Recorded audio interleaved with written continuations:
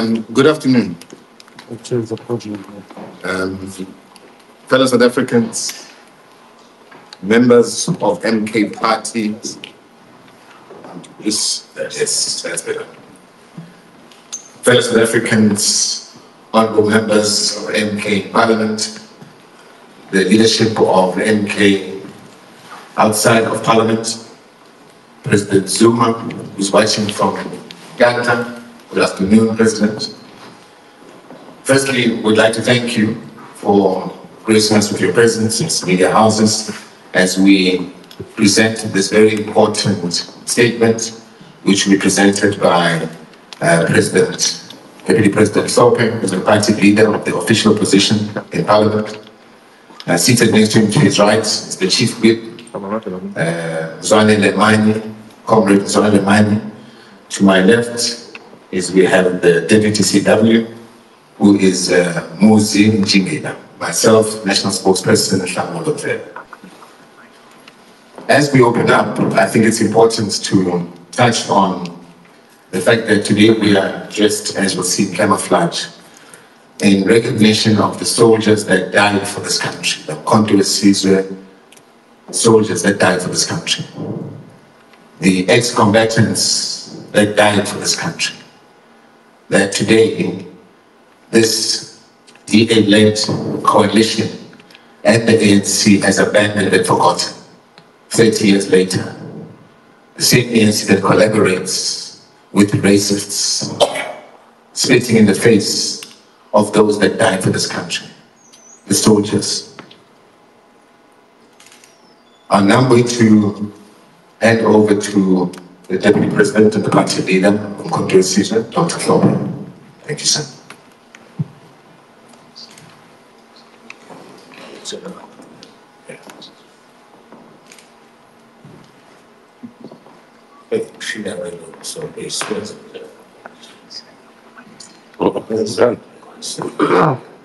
Right, Sunborn and Long, good afternoon. I would like to extend my greetings to everybody at home, especially to this is the press statement. I would like to acknowledge you, everybody here. The MK Party extends its heartfelt condolences to the bereaved families across the country who have lost loved ones due to various acts of criminality and pure negligence by the incompetent South African-led, DA-led coalition. We don't call it the GNU, it is a DA-led coalition. This coalition has already shown signs of fundamental disunity that can only reverse the gains of transformation in South Africa. By way of example, some of the laws, including the NHI, the Bella Act, amended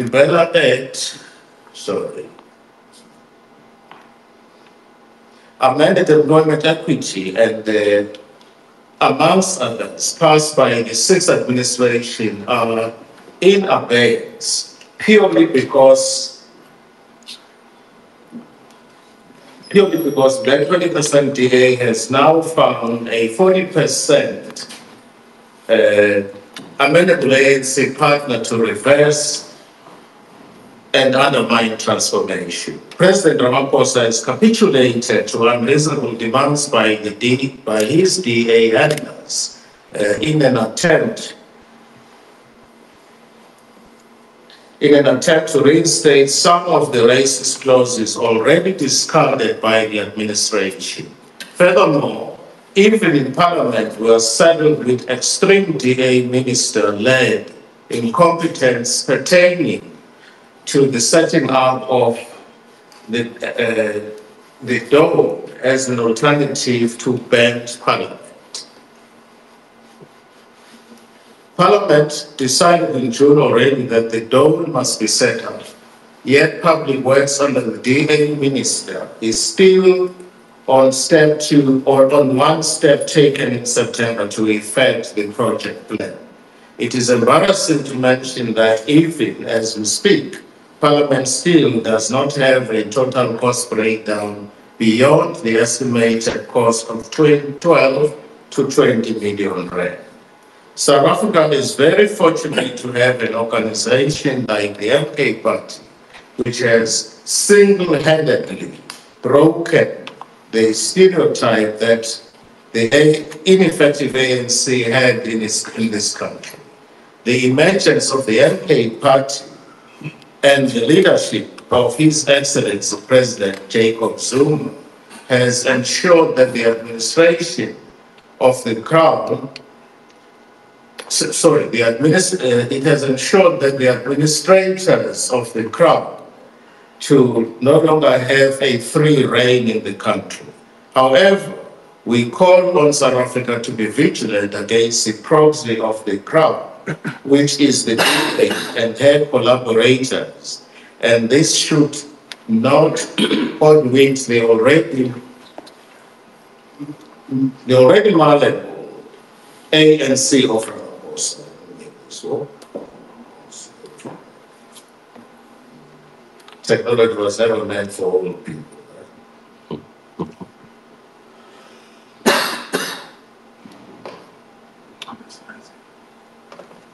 I apologize for that.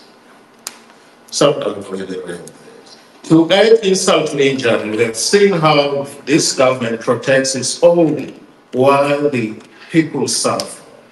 The recent decision by the NPA, that is the National Prosecuting Authority, not to prosecute the president over the Palapala scandal is a clear example of how justice in this country is reserved for the powerful. Millions of rands were found hidden on the president's farm, yet he walks free without facing any consequences. This is a slap in the face of every South African who demands accountability and fairness. If this government truly cared about transparency and justice, they would ensure that no one, not even the president, is above the law. But instead, we see them closing ranks, protecting each other, and letting corruption thrive while the people continue to struggle. The MK Party has been deliberate and systemic in its attempt to salvage South Africa from the rod of the DA-led coalition. Our approach is informed by our people's mandate and is encapsulated in our manifesto, which has 8 pillars. All our efforts as the MK Party are rooted in those 8 pillars. The UMkhonto Wesizwe Party stands firmly in solidarity with the working class, the downtrodden people, and all South African and Black in particular.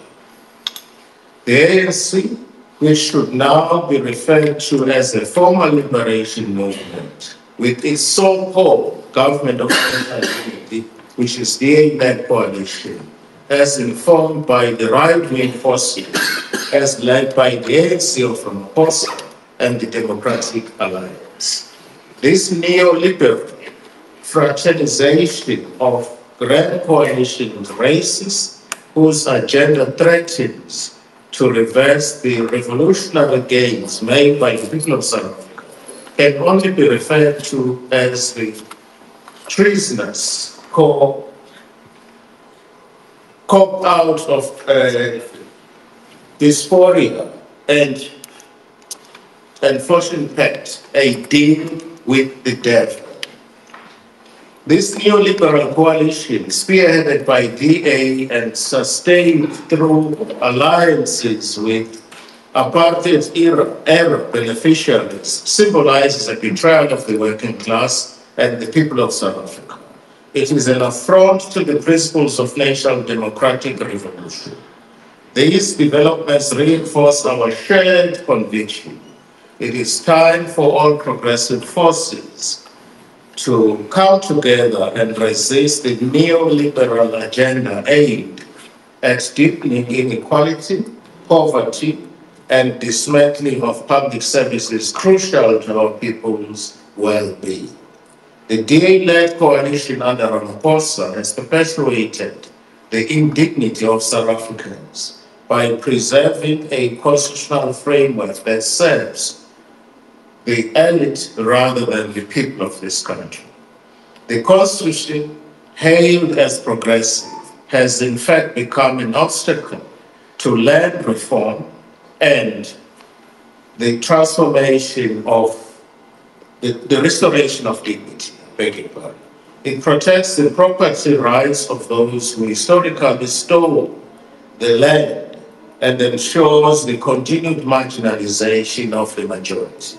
Under the MK Party, we would scrap the constitutional supremacy in favor of that priority, of that which prioritizes the dignity and sovereignty of the people.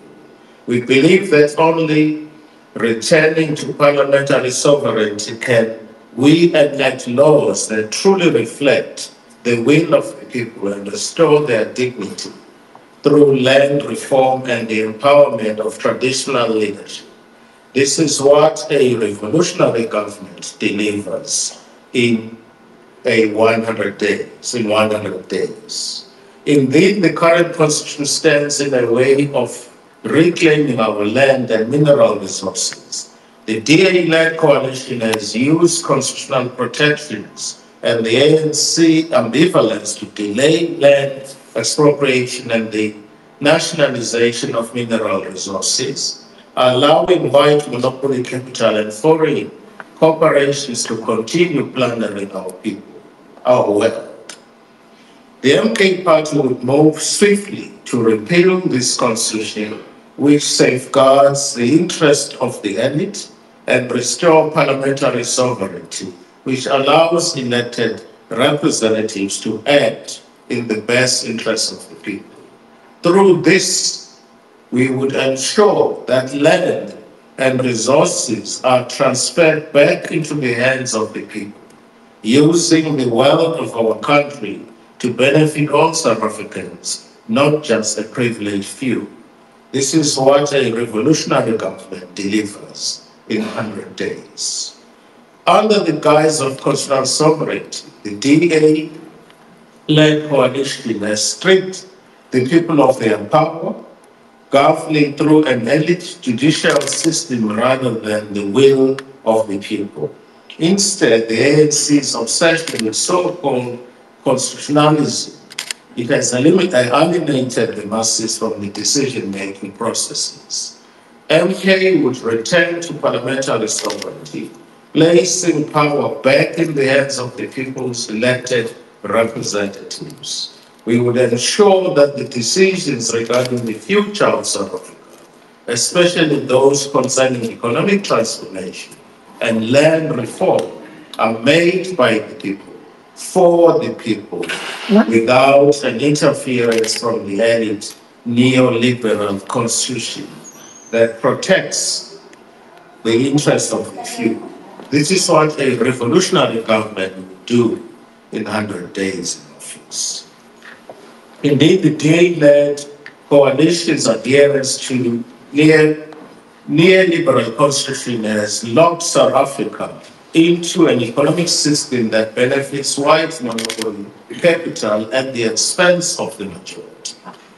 This constitution was designed to protect the wealth of those who control the Johannesburg Stock Exchange, commonly known as the JSE, and ensure the continued exploitation of our resources by foreign interests.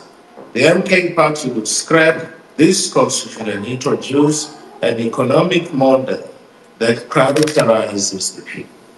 We would reclaim our economy from the grip of white monopoly capital and ensure that the wealth generated from our land and resources is reinvested in the development of our communities rather than falling into the pockets of foreign shareholders. This is what a revolutionary government would do in 100 days.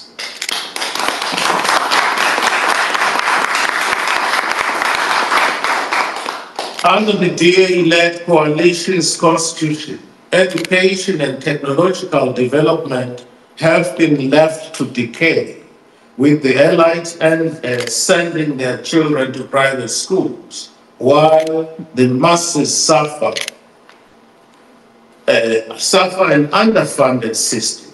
Indeed, this constitution has protected the interests of those who already hold power, ensuring that human capital development remains the privilege of the few.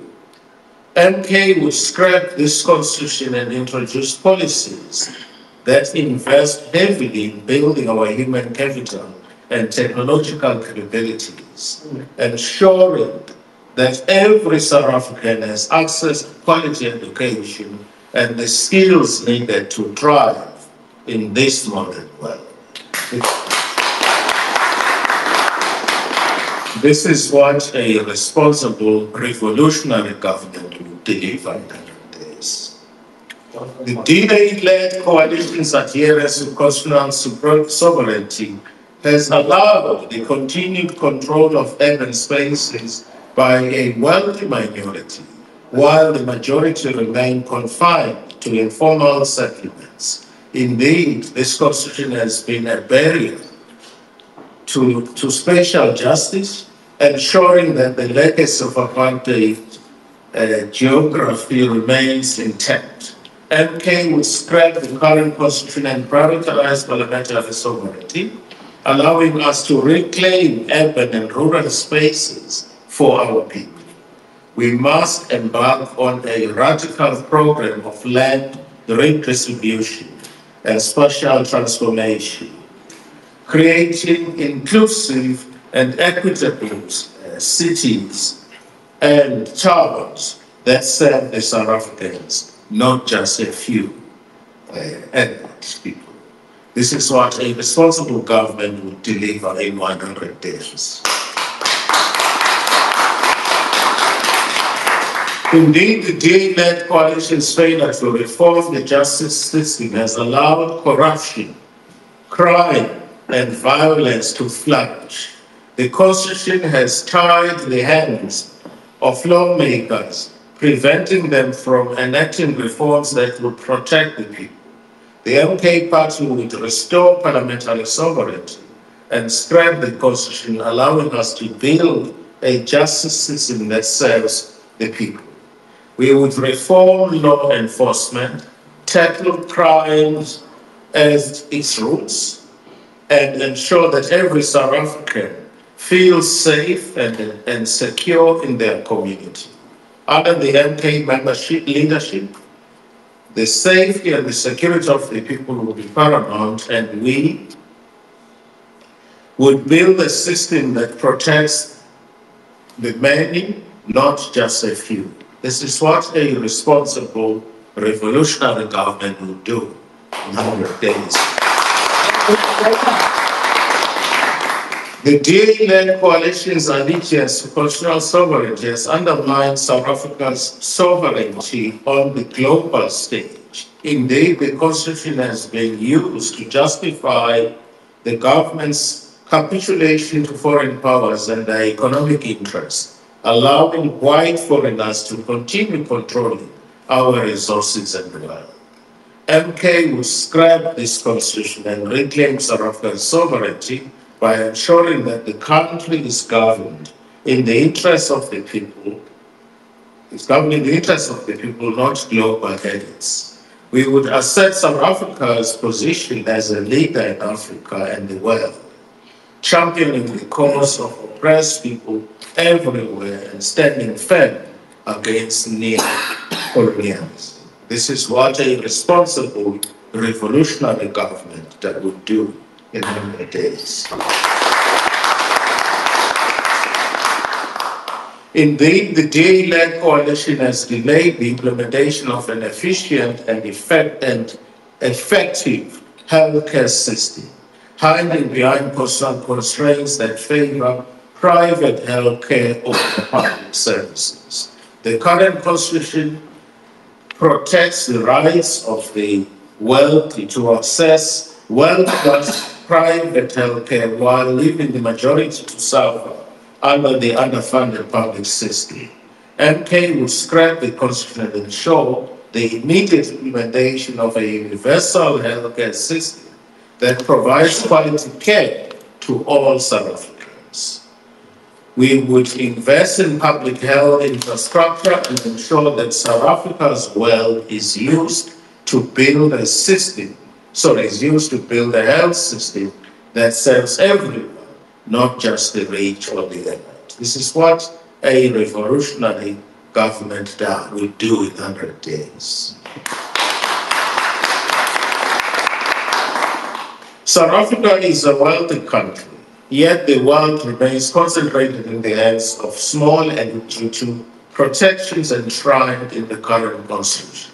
Indeed, the DA-led coalition has failed to ensure that South Africa's wealth is shared among its people, allowing white monopoly capital and foreign corporations to continue their exploitation of our land and resources. MK would strengthen the constitution and return to parliamentary sovereignty, enabling us to reclaim the wealth of South Africa and ensure that it is shared among all South Africans. MK will guarantee that this wealth is used to eradicate poverty, create jobs, and build a prosperous future for all. This is what a revolutionary government delivers in 100 days in office. The MK Party calls on all left-wing political organizations, grassroots movements, and trade unions to unite and build a broad front. The collaboration of leftist forces must transcend ideological divisions and become a powerful shield against neoliberalism embedded within the current DA-led coalition framework. Our fight must be centered on dismantling austerity policies, reclaiming public resources for the people, and advancing radical economic transformation. We call on all our Black brothers and sisters, workers, youth, and rural poor to mobilize actively and resist these reactionary forces. The struggle for economic emancipation is far from being over.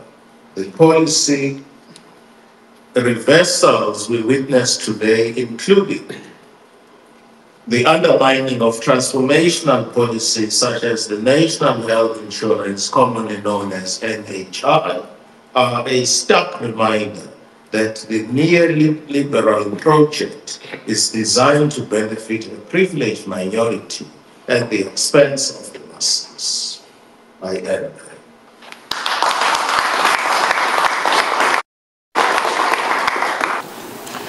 Can I answer? No. DP?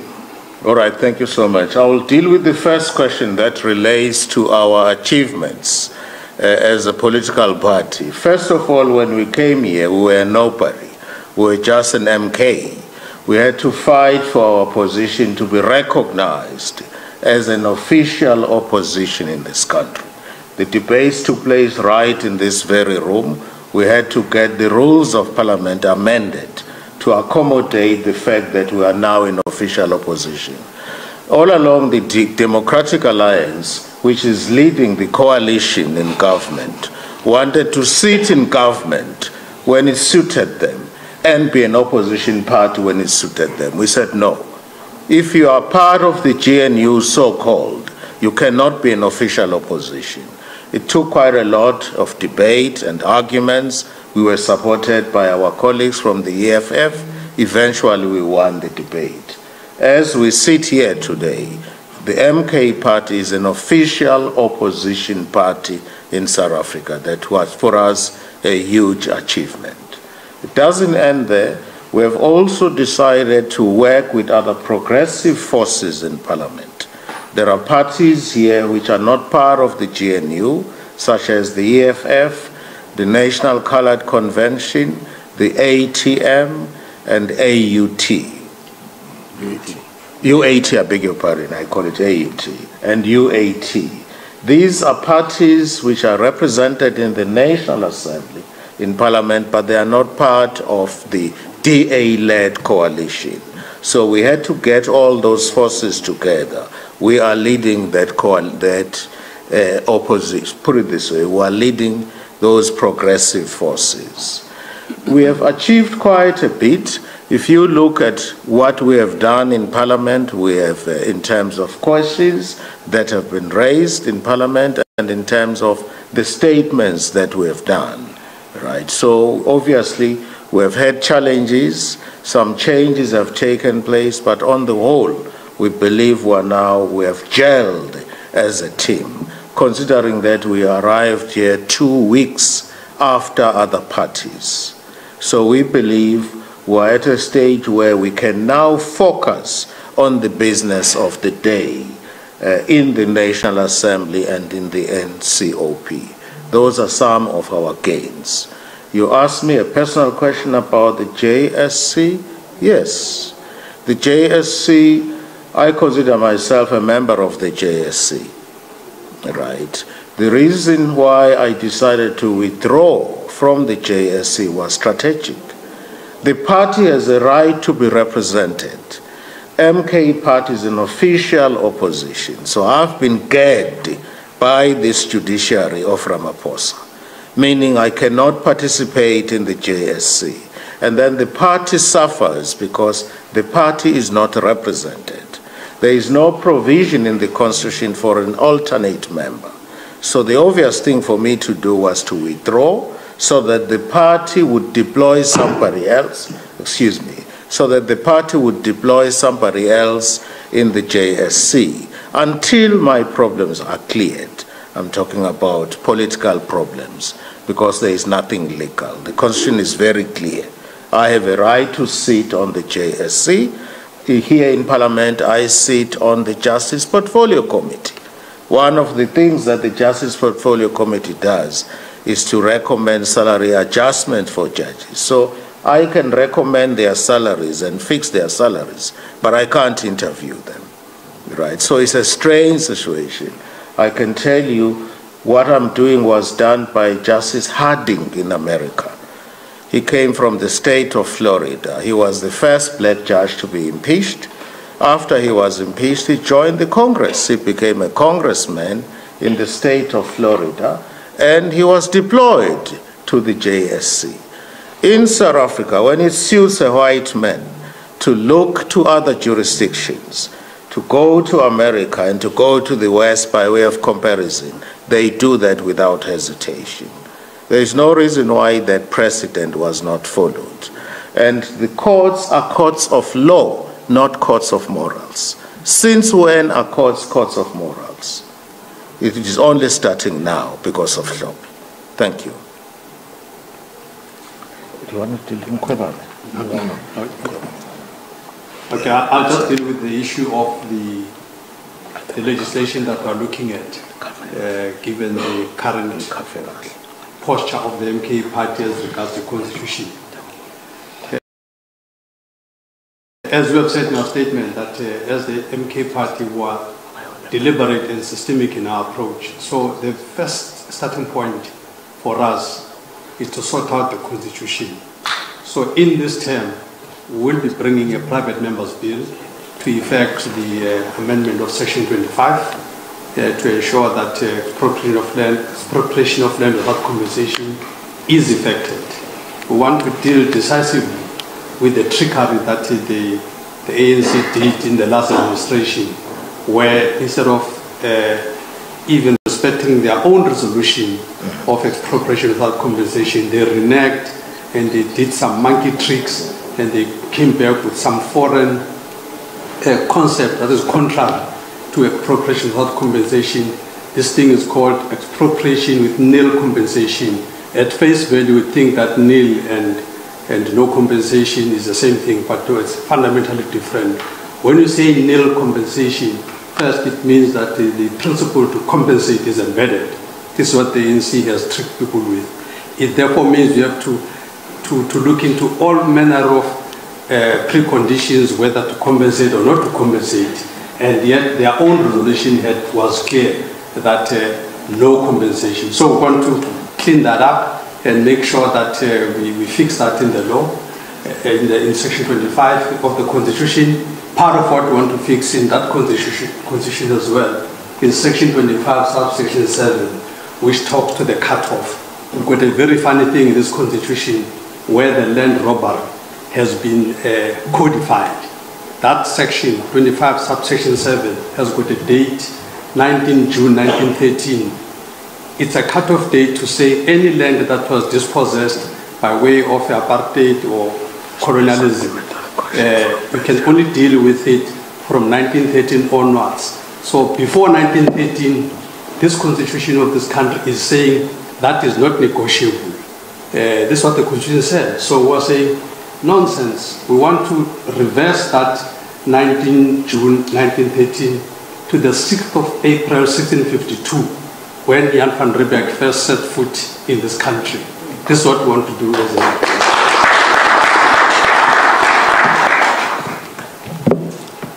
I think, what was the next question? Mkhwebane.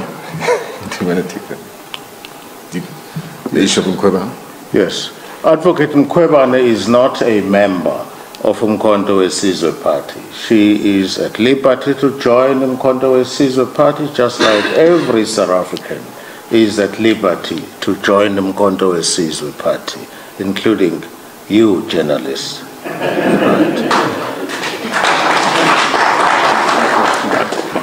But I must add that I will be recruiting her. I think Chief Whip was going to say, if my wife was a member of the EFF and I was MK, I'd be agitating that she joins.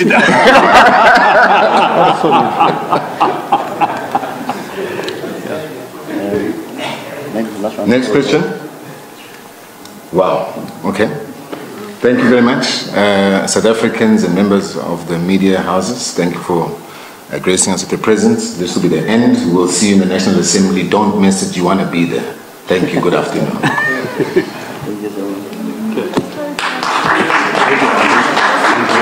Thank you.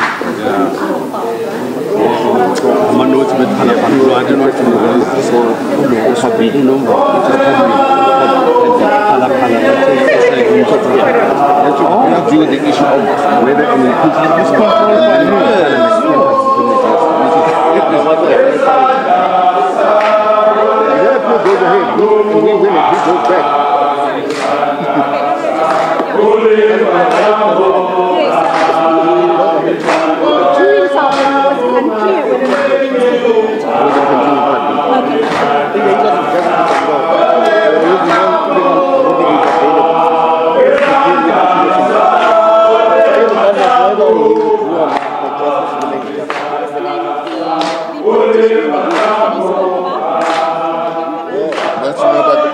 politician in the US that you refer to? It was a judge, Just Hastings. Hastings. Yes, Hastings. Yes. Hastings. Hastings, yes. Hastings. Yes. Hastings. Hastings, state of Florida. Exactly. I'm following him. And since when our course of... LC Hastings. Okay. Yes, he was the first black judge to be impeached. Just like I hold the record of being the first black judge. Thank you for schooling.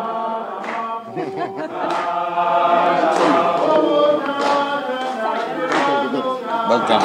Thank you for someone like me. What is powerful? Yes, Gabon. Gabon. But I'm saying that we can't just be talking about that. We want to talk about what you would have done.